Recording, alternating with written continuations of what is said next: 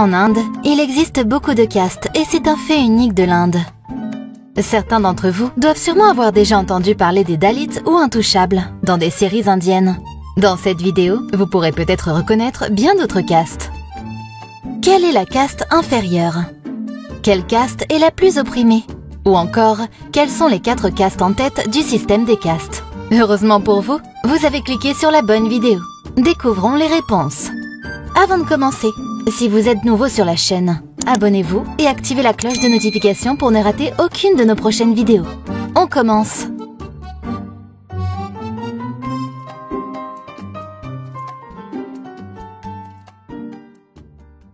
« 10. Rajput. La caste des Rajputs formait traditionnellement des classes de propriétaires terriens. Dans les maisons Rajput, les quartiers des hommes se composent d'une cour contenant une plateforme d'environ 4 à 6 pieds, 1 à 2 mètres de haut, accessible par une série de marches et souvent ombragée par des arbres. Les hommes se rassemblent souvent sur ces plateformes pour discuter et peut-être fumer la hookah, une pipe.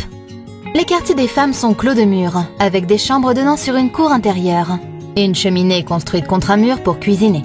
Une caractéristique distinctive de la société Rajput est ses clans. Plus de 103 clans ont été identifiés en tout.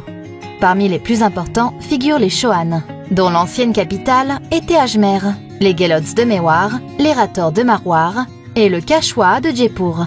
Les Rajputs se marient en dehors de leur clan. Ils essaient également de marier leurs filles dans des clans de rang supérieur au leur, tout en acceptant des belles filles de clans de rang inférieur. Les clans Rajputs du Rajasthan ont le rang le plus élevé, de sorte que les familles avec des fils au Rajasthan sont souvent recherchées par celles qui ont des filles. 9.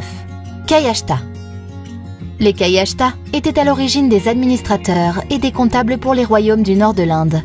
Ces derniers temps, les Kayashta ont profité du système éducatif indien et se sont diversifiés dans de nombreuses professions qui nécessitent un haut degré d'alphabétisation. Les langues principales des Kayashta sont l'hindi et le bengali. Ils parlent également les langues locales de l'endroit où ils vivent et l'anglais.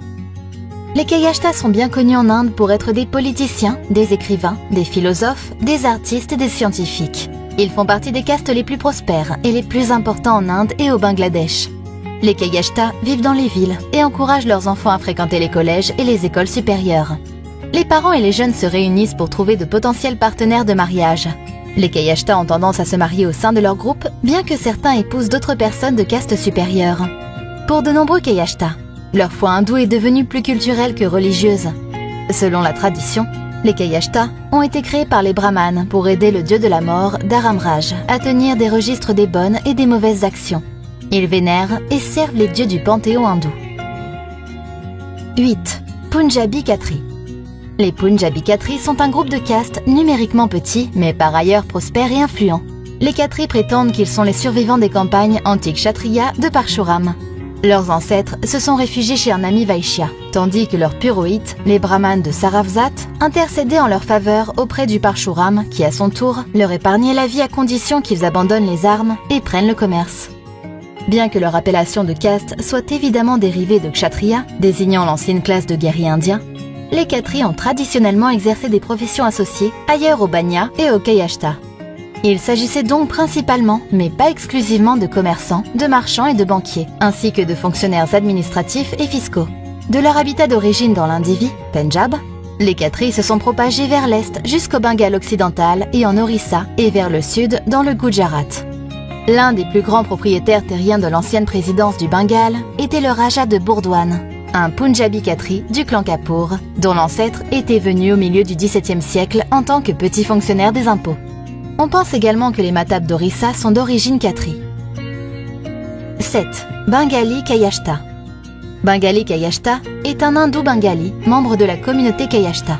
L'occupation historique de la caste des Kayashta dans toute l'Inde a été celle des scribes et des administrateurs. Les Kayashta du Bengale, avec les brahmanes et les Baidyas, sont considérés parmi les 3 castes supérieures traditionnelles qui constituent la couche supérieure de société hindoue. À l'époque coloniale, les Bhadraloques du Bengale étaient issus de ces 3 castes, qui continuent de maintenir une hégémonie collective au Bengale occidental. Certains considèrent que le Bengali Kayashta comme une émanation du groupe Chitragupta-Vanshi Kayashta du nord de l'Inde qui prétend descendre des fils de Chitragupta. Ils revendiquent la lignée des migrants au Bengale de l'ancienne ville de Kanauj qui sont venus à la demande des rois de la dynastie Sena au Xe siècle. De plus, il est fort probable qu'un certain nombre de familles brahmanes se soient mêlées à des membres d'autres Varnas pour former les communautés actuelles Kayashta et Vaidya du Bengale. 6. Sikh ou sikhisme. Le sikhisme est une religion pratique et les Sikhs sont un peuple pragmatique. L'accent est mis sur le fait de mener une vie mondaine et réussi en tant que chef de famille et membre contributeur de la société, mais avec l'esprit à l'écoute de la conscience de Dieu. Le sikhisme rejette toutes les distinctions fondées sur la caste, la croyance, le sexe, la douleur, la race ou l'origine nationale. Pour les Sikhs, Dieu ne se trouve pas isolément ou en renonçant au monde, mais est atteint en tant que membre actif de la famille et membre de sa communauté. Le mot Sikh signifie étudiant. Par conséquent, un Sikh est et reste un étudiant du sens de la vie. Les valeurs fondamentales du sikhisme découlent de 3 principes d'égale importance. Une vie honnête et une journée de travail honnête, le partage avec les autres de ce que Dieu et la vie ont donné, et une vie pleinement consciente du divin en chacun de nous. Le sikhisme énonce un concept philosophique appelé Miripiri, qui signifie vivre une vie avec un sens actif et fort d'engagement envers le monde et l'humanité, gouverné et dirigé par une base solide et un fondement de spiritualité.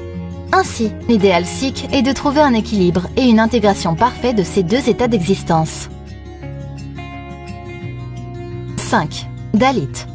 Le terme Dalit, d'origine marathi, peut se traduire par opprimé.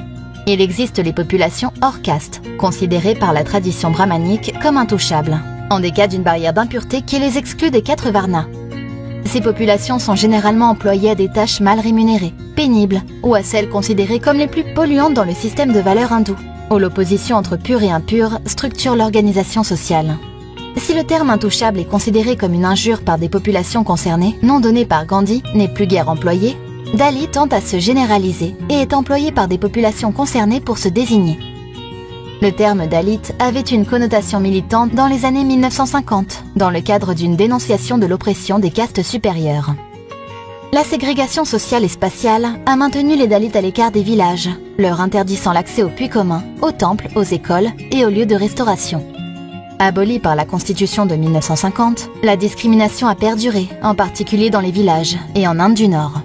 Elle recule néanmoins sous l'effet combiné de l'urbanisation, de la mobilité et de la politique de discrimination positive et permet l'émergence d'une élite Dalit, en particulier dans la classe politique. 4. Shudra. Les Shudras sont le rang le plus bas du système de caste. Ce sont normalement des artisans et des ouvriers. Une grande partie de cette caste est le produit de l'accouplement d'une caste supérieure et d'un intouchable ou d'un Shudra. Les textes anciens soutiennent l'affirmation selon laquelle les Shudras existent pour servir les 3 autres castes. Les Shudras ne sont pas aussi durement discriminés que les intouchables, mais ils subissent toujours beaucoup de discrimination de la part des castes supérieures. Les Shudras n'ont pas les mêmes droits et privilèges que les 3 castes supérieures. Par exemple, ils n'ont pas le même accès au temple et ils sont interdits d'accès aux équipements publics que les castes supérieures utilisent couramment. Ils ne pouvaient donc pas partager le statut de Dvija avec les 3 autres castes. Depuis, ils n'ont pas pu être 2 fois nés. Ils n'ont pas pu participer à Upanayanam. En raison de l'inégalité du système des castes, de nombreux Shudras se sont convertis à des religions égalitaires telles que l'islam, le christianisme, le bouddhisme, le jaïnisme et le sikhisme. 3. Vaishya. Vaishya est la 3e caste représentée par des agriculteurs, des commerçants, des prêteurs d'argent et des personnes impliquées dans le commerce. Les Vaishyas sont également les 2 fois nés et se rendent à ashram des brahmanes pour apprendre les règles d'une vie vertueuse et s'abstenir de toute mauvaise conduite intentionnelle ou accidentelle. L'élevage du bétail était l'une des occupations les plus estimées des Vaishyas, car la possession en la qualité des vaches, des éléphants, des chevaux d'un royaume et leur entretien affectait la qualité de vie et la prospérité associée des citoyens. Ils travailleraient en étroite coordination avec les administrateurs du royaume pour discuter, mettre en œuvre et améliorer constamment le niveau de vie en offrant des perspectives économiques rentables. Parce que leur conduite de vie les expose à des objets de gratification immédiate, leur tendance à ignorer la loi et à mépriser les faibles est perçue comme probable. Les femmes Vaishyas soutenaient également leurs maris dans les affaires, l'élevage et l'agriculture, et partageaient le fardeau du travail. Elles étaient également libres de choisir un conjoint de leur choix parmi les 4 castes supérieures, bien que le choix d'un Shudra ait suscité une vive résistance. Les femmes Vaishyas bénéficiaient d'une protection en vertu de la loi, et le remariage était sans aucun doute normal, tout comme dans les 3 autres castes. 2. Kshatriya. Les Kshatriyas constituaient le clan guerrier. Les rois, les dirigeants des territoires, les administrateurs, etc. Il était primordial pour un kshatriya d'apprendre l'armement, la guerre, la pénitence, l'austérité, l'administration, la conduite morale, la justice et le pouvoir. Tous les kshatriyas seraient envoyés à ashram d'un brahmane dès leur plus jeune âge, jusqu'à ce qu'ils soient entièrement équipés des connaissances requises. Outre les austérités comme les brahmanes, ils acquéraient des connaissances supplémentaires en administration. Leur devoir fondamental était de protéger leur territoire, de se défendre contre les attaques, de rendre justice, de gouverner vertueusement et d'étendre la paix et le bonheur à tous les sujets. Et ils prendraient conseil en matière de souveraineté territoriale et de dilemmes éthiques auprès de leur gourou brahmane. Ils ont été autorisés à épouser une femme de tout Varnas avec un consentement mutuel. Bien qu'une femme kshatriya ou brahmane soit le premier choix, il n'était pas interdit aux femmes shudras d'épouser une kshatriya. Les femmes kshatriyas, comme leurs homologues masculins, étaient dotées de discipline masculine, parfaitement familiarisées avec la guerre, le droit d'exercer des fonctions en absence du roi et versées dans les affaires du royaume. 1. Brahman. Le mot Brahman se traduit par « le premier des dieux ».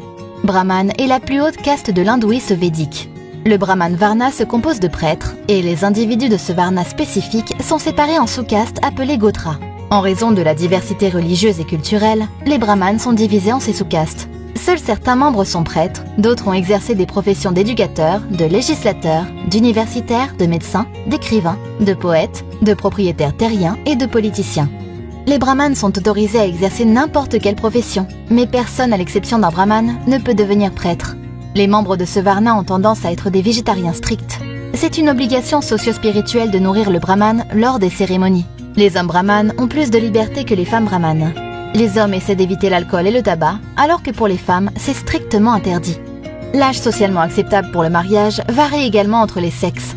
Les femmes peuvent se marier dès l'âge de 18 ans, alors que les hommes se marient à un âge plus avancé. Les mariages ont tendance à être arrangés par les parents et la monogamie est attendue. Les veuves ne sont pas autorisées à se remarier, alors que les veufs y sont autorisés. Bien que les femmes brahmanes soient inférieures aux hommes, elles ont un niveau d'éducation plus élevé que les autres femmes de la société indienne.